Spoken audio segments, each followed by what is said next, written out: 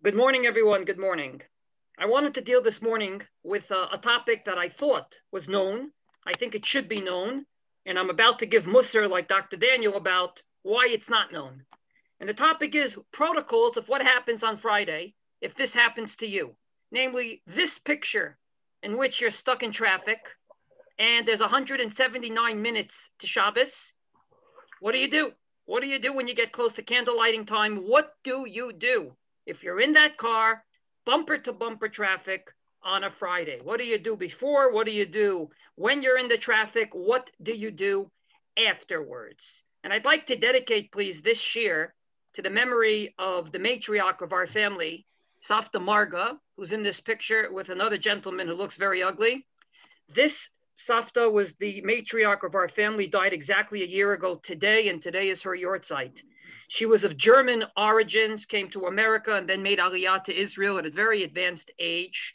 And I have to admit, if I have to pinpoint one of the many traits that she had, it was what I've said many times here around this table. And that is that one of the most important Jewish values, Arthur, is being normal.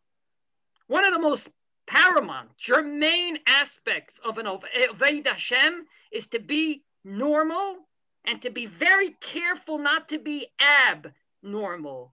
She had a certain calm demeanor to her, that this is what Jews do. They go to shul on Shabbos. When people come over, you give them snacks. When ultimately they leave, you say goodbye. Death is part of life.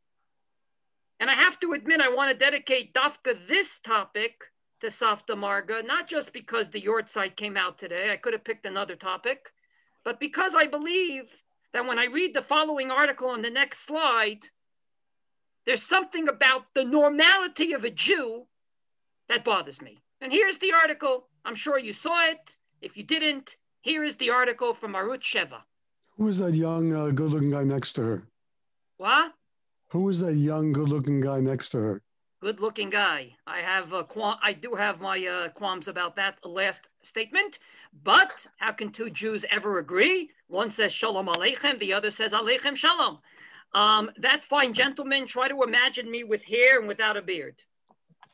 Beshelap Kakim, Bilu et Shabbat betachanat delek. Because of the traffic jam, they spent Shabbos in a gas station.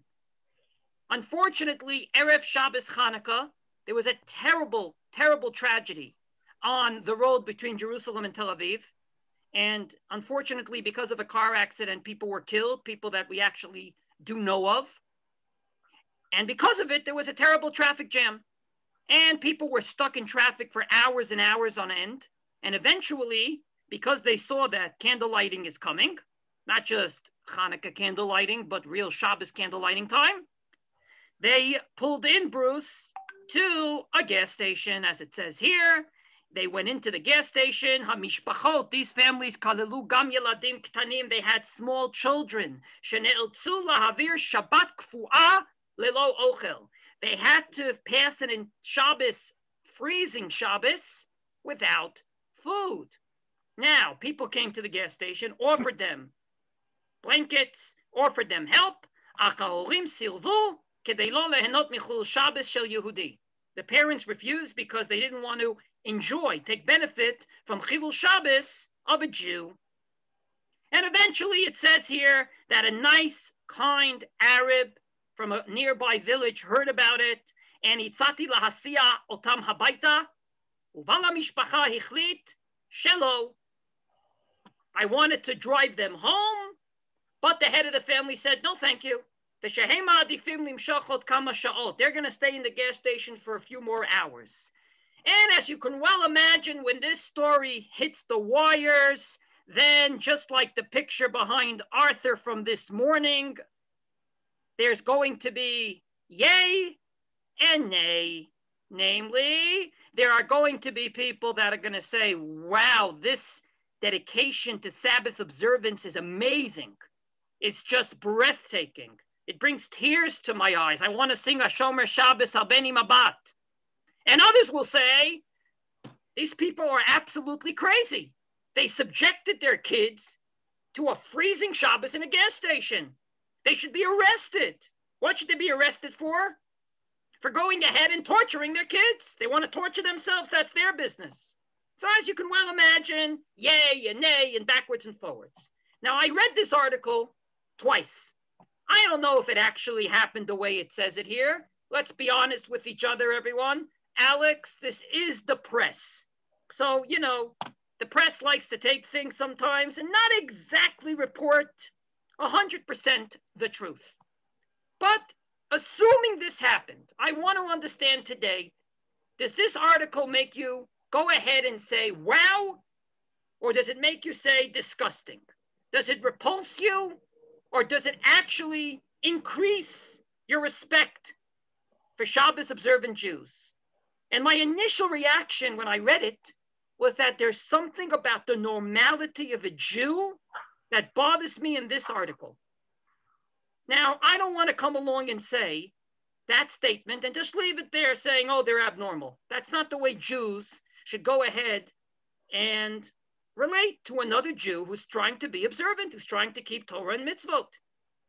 So let's see, before we get into the protocols, what should the reaction be? And I want to bring two things to the table. Number one, the Mesilat Yesharim. Have you heard of the Mesilat Yesharim? There's a picture here of the so-called Ramchal. I believe the real picture of the Ramchal, Rav Moshe Chaim Lutzato, 1707 to 1747. He didn't have a beard, and that's one of the reasons why he was put in Cherem. They didn't let him teach students in Italy. He was deported from Italy, eventually made it to another country, to Amsterdam, and ultimately wrote the famous Mesilat Yesharim. He didn't have a beard. I believe he shaved. But in this picture, well, he was a little more controversial than that.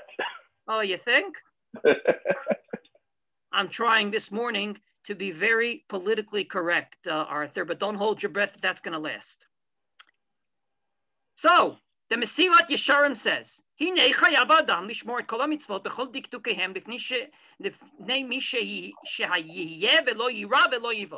person has to keep mitzvot and not be embarrassed. So if it's time to daven on the plane, you have to daven on the plane.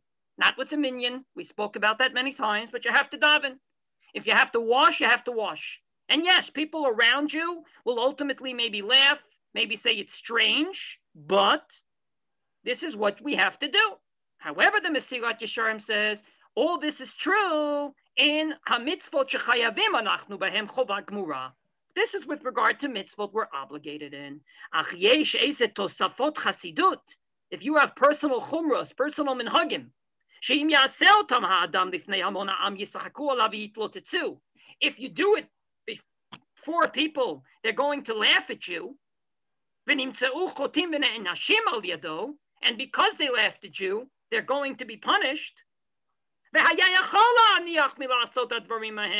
you don't have to do these things, whatever they might be. Here, it's better not to do it. So, case scenario, if you happen to be in an airport and it's time to daven, you go to a corner, you daven, you put on your talis and your tefillin.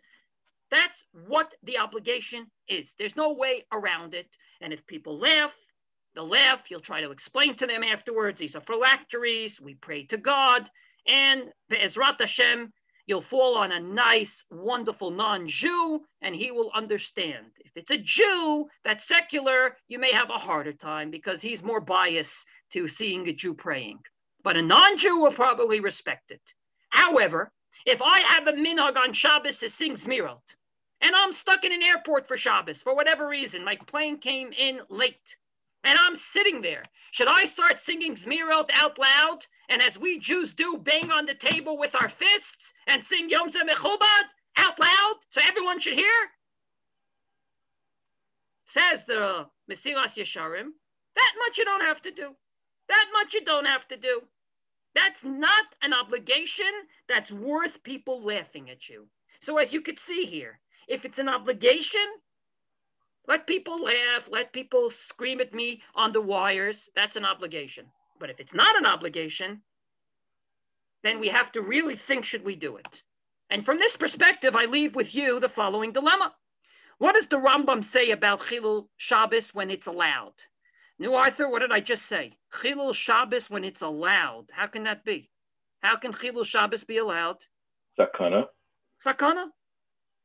If indeed someone is in a life-endangering situation, says the Rambam, va'asor lihitmahamea b'chilul Shabbat l'chol sheyesh bo sakana shenemar sheyaseh otam ha'adam v'chai bahem. You're not allowed to waste any time.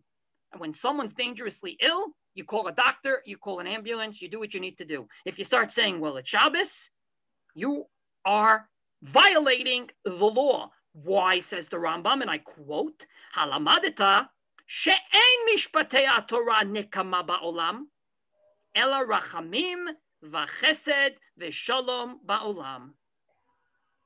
God's laws are not to revenge the Jewish people, are not to make their lives miserable, but rather are laws of rachamim v'chesed v'shalom. Anyone want to translate those three terms? Rachamim? Not a Merciful. rhetorical question. Merciful, mercy. Merciful, thank you. I know it's hard for you to speak this morning, Bruce. Thank you. Chesed, loving kindness, and shalom. What's shalom? Peace. So if you go ahead and you say, oh, Shabbos, we have to be in a gas station and we have to freeze and we have to get sick, then if it's an obligation, it's an obligation. But if it's not an obligation, it's a sakana to stay there. And you in your little mind say, no, I'm going to do it anyway. What does the Rambam say? The Rambam says that the whole world is going to say about your religion called Judaism, that religion is a religion that does what? Puts you in danger. Puts you in danger, tortures a Jew, not to mention the fact makes him sick, not to mention the fact revenges you for being Jewish, and onwards and onwards. One of the great poskim of our generation, who we probably don't know as well, is Rav Re'ema Kohen. He's the Rosh Yeshiva of Otniel. I just got his responsum. I already read almost 100 pages of it. Amazing. He's a Talmud Movak of my Rebbe, Rav Lichtenstein, Zecher Tzadik Livracha, a huge posek, and I think we should get to know him a bit better. How do I get to Rav Re'ema Kohen? So, if you recall, not so many years ago, I gave a shiur about using a coffee machine on Shabbos. And I allowed it under certain circumstances, and I personally use it. So, I got attacked. Right and left and up and down, attacked from the whole world for 2 months. Until Rav Re'ema Kohen published in then the Shabbat B'Shabbato free periodical. Do you remember this periodical? It went through a transformation recently, but it used to be a periodical out of the Tzolmet Institute. It still is, but it went through a little transformation. He published an article about, can you use an automatic bread machine on Shabbos? And needless to say, Bruce, when he published his article, then my coffee machine looked like nothing in comparison to his bread machine. So because he allowed it, all the fire went to him. So because I saw this article, I called him and I said, listen, I started to speak. And I said, I allowed the coffee machine based on A and B and C. The man didn't let me finish and said, what are you bothering for? It's exactly the same thing. So Baruch Hashem, I owe him a great get of attitude. All of a sudden, the attacks went to him and not to me. I already said, well, if a bread machine's allowed, coffee machine is a golnisht from a golnisht. And Baruch Hashem, the world continued. In any case, why did I quote Rav Re'ema Kohen? Because about a week ago, we had an international convention of rabbis from around the world via Zoom. And he said the following statement. When Corona hit, there was one great gadol that said we have to keep the shuls open. The government's just closing down the shuls because it's an anti-religious act. They hate the religious.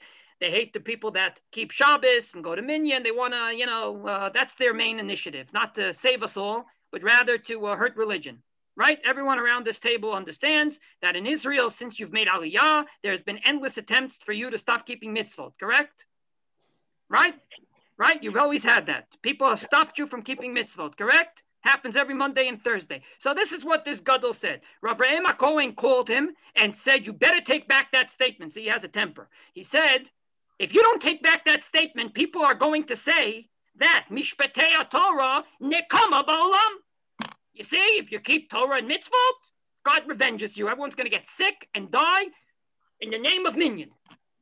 So the first thing you have to consider when you read an article about the family that went into a gas station in order not to violate Shabbos, is it obligatory? Because if it's not obligatory, then what they're doing is they're telling the whole world that the Torah is a revenging Torah that hurts the Jewish people. And that's the first thing you have to consider. The second thing you have to consider is the following. Everybody knows that if on Shabbos you violate one of the malachot b'shogeg, namely you forgot it was Shabbos or you forgot it was Aser, you have to bring a korban chatat in the time of the Beis Hamikdash. Correct? Everybody knows that. Here's the Mishnah, here is the Mishnah, here's the Rashi. Now, it's very interesting. What does shogeg mean? Either you forgot it was Shabbos, or you forgot that it's Aser on Shabbos. So, the Mishnah uses the term kol hashocheach. I would like to suggest this morning, my own chiddush, this is not b'mikre. Why? Because another Mishnah in Masechet Avot says, kol hashocheach davar echad memishnato, ma'aleh alav hakatuv kilu mitchayev b'nafsho. Whoever learned and went out of his way to forget what he learned, he's liable by his own soul. I don't want to translate those words. That's a pretty harsh statement. And the Mishnah quotes a pasuk, Hishamer lecha, Raki shamer lecha, ushmor nafshecha me'od, pen tishkach et hadvarim asher ra'u einecha, a pasuk that says, do not forget, be very careful not to forget what your eyes saw. Rashi explains, why can't we forget what we heard at Har Sinai? V'im tavtu otam mitoch shichecha, techashvu shotim. Because if you forget, you'll look like a bunch of imbeciles. Now, what does that mean? That means that you go to a shir. Now, you didn't listen to every word because it's on Zoom. So, one hand's looking at the computer screen, the other hand's looking at the phone. So you heard every other word. And after the shir, because we're in a lockdown, your wife said, no, what's the shir about? So you're not used to your wife asking you what the shir is about because you're not used to seeing your wife after shir. But what are you going to do, lockdown? So you say, oh, the shir was about Shabbos. Really? What did the lecturer say? Well, the lecturer said something about cooking, soup, Shabbos, so I guess we have to this Shabbos cook a soup. Says Rashi, that's when you look like a bunch of morons because you forgot what you learned. So, I once heard from Rav Moshe David Tendler. Have you heard the name? Rav Moshe David Tendler, the son-in-law of Rav Moshe Feinstein, Zecher Tzadik Livracha. Rav Moshe David Tendler, his son-in-law and daughter lives in Efrat. So I've seen him many times. He once said the following. I'm not going to tell you the context. I'll just say it's on YouTube. He's very opinionated, and he was opinionated against rabbis who were against organ transplants because they said that the definition of death is not brain death. And he was giving a shir, and in the shir, he quoted his own father, another Rav Tendler. He said, why is a Jew chayav korban chatas if they do an Aveira on Shabbos? After all, they forgot. No, you forgot. What are you going to do? It's not their fault. They're good people. They just forgot. They just forgot. Said Rav Tendler, I'll tell you why. Rav Tendler Sr., his father. He said, because they're mazed. What are they mazed in? What do they do on purpose? They're mazed in being amaratzim. They went out of their way not to learn Hilchos Shabbos. Who told you to be an amaretz? You go ahead, you didn't learn Hilchos Shabbos. Oh, I didn't know you're not allowed to put on the light. You didn't know. Why didn't you learn? Why didn't you open a book and learn? Shabbos comes every week. It's something frequent. This is not Hilchot Psulei HaMikudoshin. This is not Hilchos Melachim. This is not Hilchos Avelus. This is something relevant every single week to our daily schedule. So why didn't you learn it? You didn't learn it, you're liable. Just like you're liable for Shocheach, you're learning. If you're Shocheach, you're learning, you're liable. And if you're Shocheach Ikar Shabbos, you're liable. You're not liable per se for Shabbos. You're liable for on purpose not learning Hilchos Shabbos. So I don't have much respect at all for people who say, what I know, what I don't know doesn't bother me, doesn't hurt me. I like to be a mediocre Jew. It's good enough for me. So I know there's a Shabbos and I know you can't drive. So I'm going into a gas station. I'm going to shut my mouth because I don't learn too much. Much respect for such people. What do you mean you don't learn too much? It happens every week. You don't want to know what to do? You don't want to keep Shabbos properly? You go ahead and keep a mediocre Shabbos? And when this happens, you do the wrong thing? And then what? You want a prize for it? you have to bring a korban chatas. So before getting into the protocols, I want to say, when you see an article like this, two things. Number one, is it obligatory to go into that gas station? Because if it's not, the people will say the words of the Torah are nekama ba'olam. And that's a harsh statement to say. Closest to Chilul Hashem I know. And number two, if you didn't have to go into that gas station for Shabbos, and you did it anyway because I didn't know, I'm not giving you a prize. I'm saying you're liable. What are you liable for? For being an Amaretz. Who let you be an Amaretz? Why didn't you learn the protocols of getting stuck in traffic on Friday? So because of this second point, I think it's important that we learn the protocols so we know what to do if, God forbid, it happens to us. So let's begin. It's not rocket science, but we should know. These are the laws. These are the regulations of what you do if you're stuck on traffic on Shabbos, on Friday. Number one, Alex, in order not to be stuck in traffic, what should you do? Leave with plenty of time Stay to home. spare. Stay home. Stay home. Next. Don't travel on Fridays. Don't travel on Friday. Or if you're not as radical,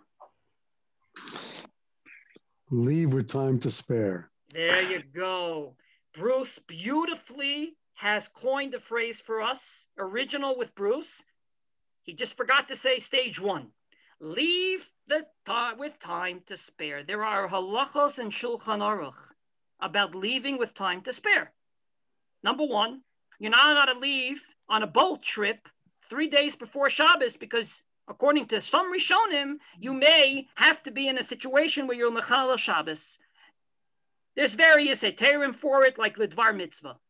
So let's say Friday we get into the car. The Shulchan Aruch says, "En olchim ba'erev Shabbos yoter megimel parsaot." You're not allowed to travel more than gimel parsaot on Friday, and it tells you when you're allowed to, when you're not allowed to. Suffice it to say, the Mishnah Berurah also says if you're traveling not by foot, but by, listen to this, chariot or donkey, maybe it's less than, it could be more than gimel parsaot. Suffice it to say, you're going away for Shabbos, leave time to spare. That's not relevant in this case for a very simple reason. These people left time to spare.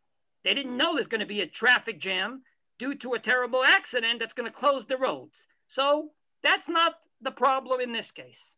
But don't leave an hour before Shabbos saying it takes an hour to get there. I hate to say that, that's being naive, and you're not going to get any brownie points for being naive. I believe when you go up to heaven, God's going to judge you, not if you made mistakes, but if you're naive, he'll judge you. What do you mean? Oh, it takes an hour to get there. So candle lighting is 4:28. I left at 3:28. Oh, by golly, I didn't get there. I wonder how that happened. Says the Shulchan Aruch, you have to leave with enough time to get your Shabbos provisions in place. I'm not going to go into the history of this halacha. It's very fascinating. It goes into you stumble upon someone Friday night, they didn't make enough food for you, and there'll be a big fight in the house because there's not enough food. But from our perspective, enough time to get there, to put the Shabbos clock on your alarm, to put the Shabbos clocks on, to get the food on the plata. Enough time. That's the first thing you have to do on a Friday. And there's halachos about it. This is not just common sense. So 3 days before Shabbos, Gimel Parsaot on Erev Shabbos, be very careful. Number two, everybody knows this particular list. Have you seen it before? Candle lighting time, Shkia. Then you have Ben Hashmashos, Tzeit HaKochavim of Grod, Tzeit HaKochavim of Rabeinu Tam. Have you seen it before? Nobody? Yeah. I'm sure you did. So let's go through it so we can understand it. Number one, this week, I'm talking about this Friday. Plaga Mincha is the first time you can accept Shabbos. It's at 3:43. What we call candle lighting time, 18 minutes before Shkia, is 4:28, as you can see on the screen. And then you have a time called Tosefet, Shabbos, which we'll get into. Then you have Shkia, which is sunset at 4:46.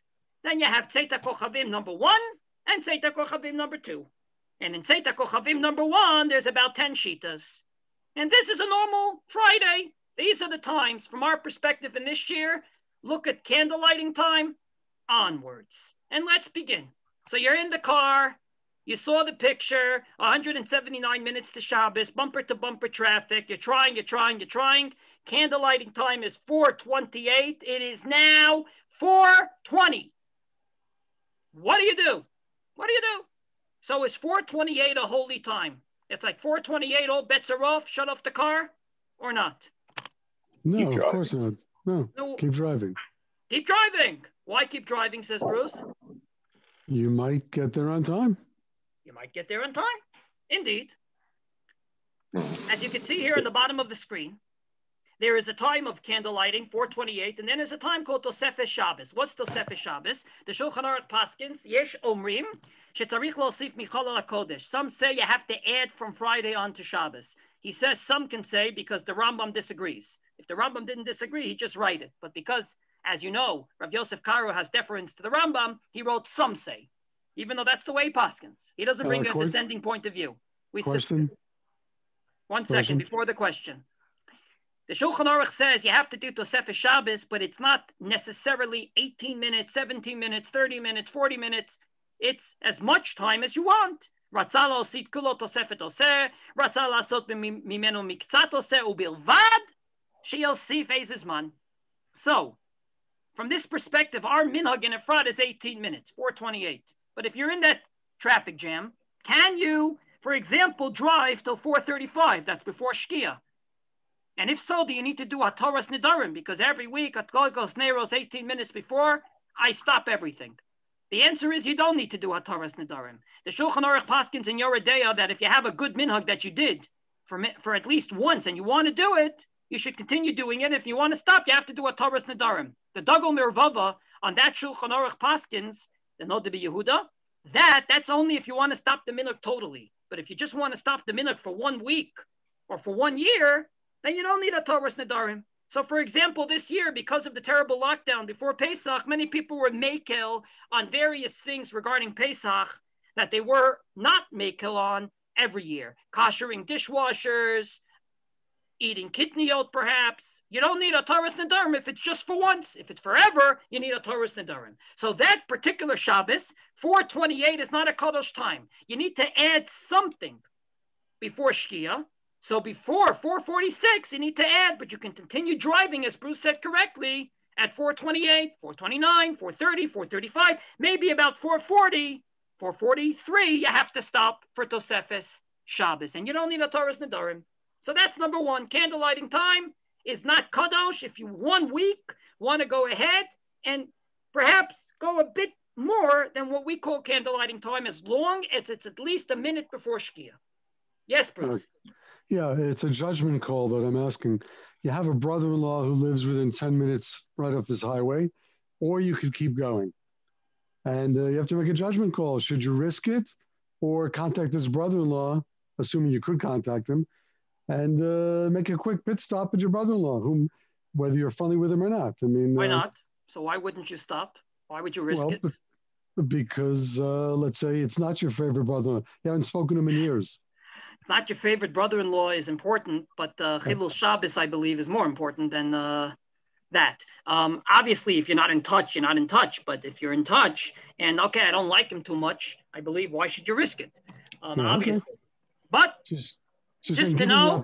So given the opportunity, you'd say really then, if you could get off and stop, you might as well, rather than risking it. If you can in a safe way, why not? This is when you can't. You're in the middle of a traffic jam. There's no Jewish community. There's no brother-in-law you like or you don't like around you. There's not even enemies of your family. There's no one. That's what we're talking about. So, number one, Tosefes Shabbos, a minute before Shkia. So even though it says candlelighting time this week, 4:28, you can limshalch until at least 4:43, say. Okay? And then you have to add on Tosefes Shabbos. So we tried. It's now 4:43. And Arthur, the traffic is not stopping. What do we do? Now we get into, from 4:46 on, a time called twilight. The twilight zone is a time in which we assume it's Shabbos. So you have to stop the car at 4:43. What do you do then? And again, not at 4:43, but you prepare it prior. If you happen to know a non-Jew in the area that can do you a favor, give him a call. As a matter of fact, if you stop the car and there's a non-Jew there and you trust him, you can actually tell him, my dear non-Jew, can you drive my car? During Ben Hashmashot, you're allowed to tell a non-Jew to do things that are not allowed for you, even on a biblical level. We say this, some of us, on Erev Shabbos between Kabbalah Shabbos and Ma'ariv. Not all of us. Some of us daven Nusach Sfard, they don't say it. Some of us have it in the siddur and just don't say it because they're talking. Some of us find the Parsha sheets more interesting. But if you actually looked, it said, Safek chashecha, Safek ina chashecha. This is what's allowed. This is not what allowed. It's not in there, but the Shulchan Aruch paskins, mutar lomar le'eno Yehudi. Ben hashmashos la'asot kol melacha. This is not Shabbos per se. This is twilight. So you can prepare before twilight if you have someone you can trust who's a non-Jew. Please, can you drive my car during Ben hashmashos?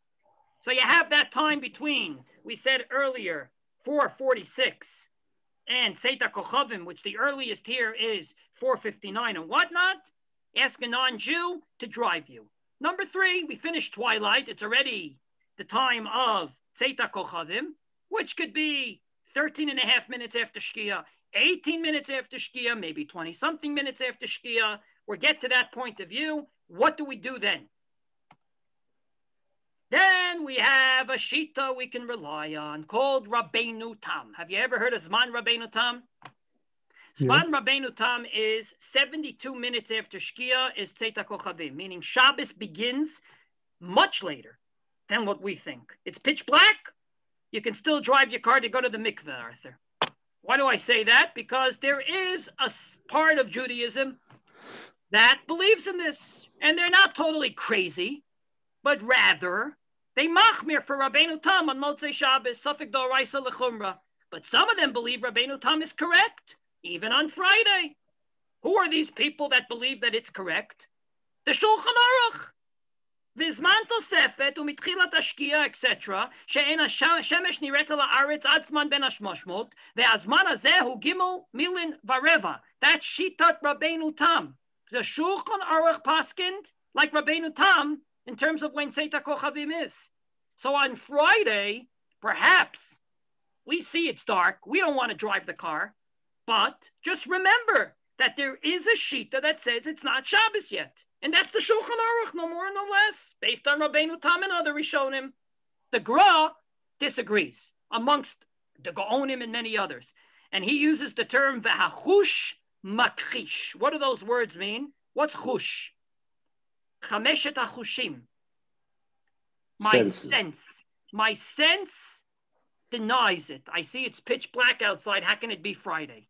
And indeed, in Israel at least, we don't have anyone that says that on Friday, even though candlelighting says 4:28, it's really 72 minutes after Shkia.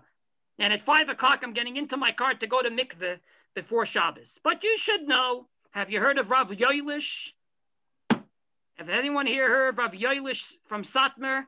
Rav Yoilish Teitelbaum, after he was saved by the Kastner train, came to Israel in 1940-something. And he, from Satmar, believed in Zeman Rabeinu Tam. So on Friday, pitch black, 4:50, he gets into his car and goes to mikveh.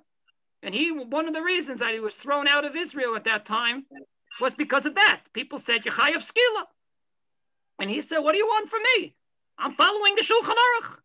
So on a Friday, when you're stuck in traffic, you should know that up to 72 minutes after Shkia, you do have leeway. And if you don't want to be that mekel, then at least admiral would be okay. Because according to the Shulchan Aruch, Rabeinu Tam is correct. So we don't do that on a normal Shabbos, but this is not normal. This is b'di'evet. And indeed, say you're in a taxi and the taxi's driven by a non-Jew, I don't believe you have to tell him to stop if you're within the 72 minutes after Shkia. Because Rabeinu Tam is still a shita, and a good shita. The Shulchan Aruch paskins like Rabeinu Tam. Finally, we got this. Have you ever heard of the Shabbos guy? There's no such thing. Now you're in Shabbos per se. It's Tzeit HaKochavim according to this, and according to the Rabeinu Tam, whatever way you slice it, on Shabbos per se, we are not allowed to ask a non-Jew to do for us what's forbidden. There are exceptions to the rule, which is probably why most Jews thinks everything's mutter. You know, when you have exceptions to the rule, then you have to keep a head on. When is it allowed? When is it not allowed? And therefore, Jews basically say it's totally allowed. How do I know I'm correct? Let's take another law where sometimes it's allowed, sometimes it's encouraged, sometimes it's discouraged. Lashon Hara. Do you know any Jews that keeps the laws of Lashon Hara? I was once at a Mincha Minyan, and after the Mincha Minyan, a guy said, okay, we'll just learn a few halachos Lashon Hara. And someone whispered in my ear, who does this guy think he is to teach me about Lashon Hara? So you understand, Lashon Hara sometimes allowed, sometimes not. The Chafetz Chaim, who devoted his life to it, wrote a book about when it's allowed. But because there's exceptions to the rule, Jews think it's totally allowed. So we want another example. Chol HaMoed. Chol HaMoed, certain things are allowed, certain things are not allowed. That's the way the Shulchan Aruch opens Hilchas Chol HaMoed. So what do Jews think? Everything's allowed. Chol HaMoed. Because certain things are allowed. Now, I believe that's the reason why admiral Akum, many people think, is totally allowed. It's not, but there's exceptions to the rule. So this fine gentleman who wears his Shabbos Goy shirt, and on the back of it, it says, and I quote, forgot to set your lights? Anything muktzeh, I'm here to help. Just don't tell me what to do. You all know that on Shabbos, you have to hint, and you're not allowed to say. If admiral Akum is allowed, sometimes it's only allowed by hinting. So, based on this, what do? We're in our car. We pass candle lighting. We're past Shkia. We're at Seita Kochavim Mamish. We're in that gas station. Can we ask a non-Jew directly, can you do me a favor and drive our car? Can you or can't you? The Ramah paskins that there's a daya of the Bal Ha'itur that says that you're allowed to ask a non-Jew on Shabbos to do what you're not allowed to do, even in a malacha d'oraisa like driving your car. We don't paskin that way. The Ramah discourages it and says, "V'yesh lahachmir b'makom she'ein tzorech gadol." The Harova poskim cholkim asfar hazo. So, is there a tzorech gadol here or not? What do you say? Yes. Of course there is. People sit at home on Shabbos. They have their heat on, right? They're wearing their Shabbos clothes, and the plata went off, and they think, only Shabbos. Some of them somech on this bala itur. Afilu b'malacha gemura. Kal v'chomer, the son of the Kol Shekain, that in a case where you're in a gas station and it's freezing, you can ask a non-Jew. Kol Shekain of the Kol Shekain of the Kol Shekain if you have kids, because the Ramah paskins that a kid under a certain age is like a chole she'ein bo sakana. What's a chole she'ein bo sakana? Someone that feels so terrible they can't come to shir, Bruce. They have to go lay down. That's a chole she'ein bo sakana. So on Shabbos, if you feel so bad that if it was a Sunday you would call in sick, you're allowed to ask a non-Jew to do anything for you. From a derabanan, like buy you medicine, to a d'oraisa, cook you a meal. The poskim paskin, like the Shmira Shabbos Gehilchas are here on the bottom, that a kid under 8 or 9, or here, Yelad al Gietesha ad Eser, is like a chole she'ein bo sakana. What illness is this young kid suffering from? So I once heard this from Rav Hershel Schechter. He said, what illness is a baby suffering from? The baby suffering from babyhood. That's the term he used. What's babyhood? Babyhood is like this. Arthur asks his wife for a drink. What do you want? Coca-Cola. We don't have Coca-Cola. So Arthur says, all right, not the end of the world. I'll take water. You tell a baby the baby wants a bottle. You don't give the baby a bottle. It screams its head off like the world's coming to an end. That's called babyhood. Babyhood. I love that term. So this fine family has young kids. They are like a chole she'ein bo sakana. So even if you don't want to ask a non-Jew to do a true malacha for you, you can obviously do it if you have young kids. And therefore, in this case, what should have been done is A, candle lighting time, push a little more. B, get that non-Jew. You could ask him during Ben Hashmashos to save you. And even on Shabbos, if you have young kids with you, you always have the Bala Itur in your back pocket. And you should have done it And unfortunately, I don't know if it was done or not. But quite frankly, obviously, if you don't want to even go this far, pillows, blankets, bringing you things in without an eruv in a place where it's not a malacha d'oraisa to carry, for sure would be allowed. And even if it is a malacha d'oraisa to carry from, I don't know, Majdal Shams to where you are, to this gas station, it would obviously be allowed if you have young kids. So therefore, the protocols for an Erev Shabbos when you're in traffic is candlelighting time is not kadosh, asking a non-Jew, Zeman Rabeinu Tam to be somech on, ben hashmashot, non-Jew. And if you don't learn these protocols and you just say, I'm a Sabbath observer, I'm going to stay there and freeze to death, I don't give you any brownie points. Quite the contrary. I think you're embarrassing the Jewish people and you're doing harm to the Jewish people. But if you would have said, okay, it's Erev Shabbos, take out the protocols, what do I do? And I'm just going to add one more line, and with this I conclude. I don't believe a rabbi was consulted. I don't believe these people consulted a rabbi. Had they consulted a rabbi, the article wouldn't have gotten into the paper. And I leave it with you because I don't think any rabbi with half a brain would have told them, yes, be in the gas station for Shabbos, a good Shabbos, I'll call you Motzei Shabbos after I make Havdalah, after Zeman Rabeinu Tam and I sing Eliyahu Hanavi. I don't think any rabbi with half a brain would have told them that. So this is high stakes. This is Shabbos. Call a rabbi. What do I do? Give me the protocols. And a rabbi would have helped this family. So with the admiration I have for Shmira Shabbos, if the article is correct, they didn't get any brownie points with me. I don't give brownie points for being on Amaretz. And there's protocols to follow. And if we follow them, we can be Mekadshe Hashem because we act normally within the confines and the dictates of the internal Torah. I thank you for listening, gentlemen. I feel better. You were like my psychologists. I let off steam. Now I'm a puppy. Ask me for a donation. Thanks. Thank you. Have a good day, everyone. Take care. But of course, call the rabbi.